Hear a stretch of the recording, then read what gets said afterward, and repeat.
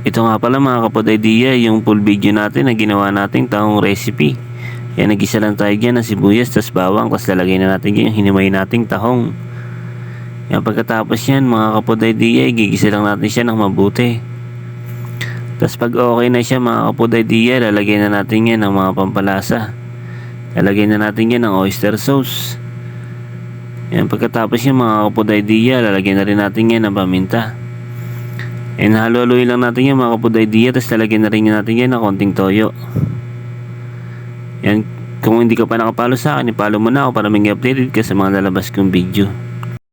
Siyempre mga kapod-idea, lalagyan natin sili para lalo tayong mas ganahan. Yan, depende na lang sa inyo kung gusto nyo na manghang. Yan, kung gusto mo magpaluto ng ganyan mga kapod-idea, message mo lang ako. O kaya kung nagbabala kayo mag-inom, may message mo na ako para may masarap kayong pulutan. Yan, napakasarap niya mga kapod-idea. Yan, masarap na ulam, masarap din na pulutan. Yan, maparami ka talaga ng kain kapag yan ulamin mo. Kaya follow mo na ako para may updated ka sa mga lalabas kong video. Yan, solid.